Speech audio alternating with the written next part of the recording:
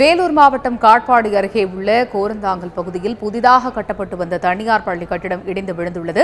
இதுகுறித்து கூடுதல் தகவல்களை எமது செய்தியாளர் சுமனிடம் கேட்கலாம். சுமன், இடிந்து விழுந்த பள்ளி கட்டிடத்துக்குள்ள தற்பொழுது எத்தனை பேர் சிக்கியிருக்கிறார்கள்? சுமன்,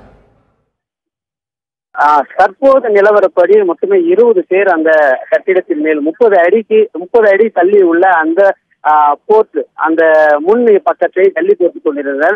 அப்பொழுது எதிர்பாராத விதமாக தள்ளி, அதாவது அந்த தூண் உடைந்து கீழே விழுந்ததால் அந்த 20 பேரும் அந்த சிக்கிக் கொண்டனர். தற்போது நிலவரப்படி 13 நபர்கள் எடுத்துள்ளனர். தற்போது 5 ஜேசிபி இயந்திரங்கள் மூலம் ஒவ்வொரு நபராக எடுத்துக் கொண்டிருக்கின்றனர். அது கீழ் மொத்தமுடைய அந்த கம்பி சிக்கிக் கொண்டுள்ள எல்லாம் அந்த செல்லி கற்களை மொத்தமாக வாரி இழுத்து விட்டு அந்த தேடும் பணியில் இன்னும் மீதமுள்ள நபர்களை தேடும் பணியில் ஈடுபட்டுக் கொண்டிருக்கிறார்கள். அது மட்டுமல்லாமல் மேலும் 2 தீயணைப்பு வாகனங்கள் உள்ளன. தற்போது 6 டாக்டர்கள் உடனடியாக சிகிச்சை அளிக்கும் வண்ணம் 6 டாக்டர்கள் தயார் நிலையில் உள்ளன. கிட்டத்தட்ட 6 ஆம்புலன்ஸ் வண்டிகளும் இங்கே தற்போது நிற்க வைத்துவிட்டுள்ளது. அது மட்டுமல்லாமல் இங்குள்ள ஏடிஎஸ்பி, டிஎஸ்பி போன்ற அதிகாரிகளும் தற்போது என்ன நிலவரம் என்று ஆய்வு செய்து வருகின்றனர்.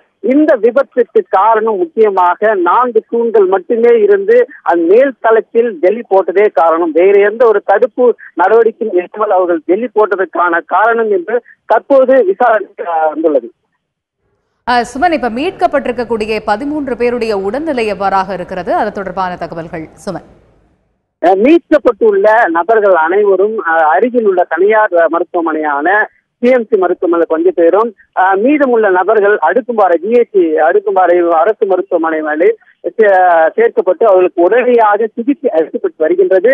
அது மட்டுமல்லாமல் மீதமுள்ள சிக்கிக் கொண்டுள்ள நபர்களை தேடும் பணியில் 5 ஜேசிபிக்கள் கொண்டு ஒவ்வொரு கம்பிகளாக, அதாவது போடப்பட்ட கம்பிகள் மொத்தமாக இழுக்கப்பட்டு அந்த செல்லிக்கற்களை மொத்தமாக இழுக்கப்பட்டு கீழே அடியில் சிக்கப்பட்டுள்ளார்களா, அவர்கள் எந்த நிலையில் இருக்கின்றார்கள், பொறுமையாக இழுத்துக் கொண்டிருக்கிறார்கள். அது மட்டுமல்லாமல் மேலும் இங்கு கிட்டத்தட்ட ஒரு 40க்கும் மேற்பட்ட போலீசார்கள் இருந்து கொண்டு மொத்தமாக அவர்களை விலக்கிவிட்டு தேடும் பணியில் ஈடுபட்டுக் கொண்டிருக்கின்றனர். தீயணைப்பு படையினரும் தேடும் பணியில் மீட்பு பணியில் ஈடுபட்டுக் கொண்டிருக்கின்றனர்.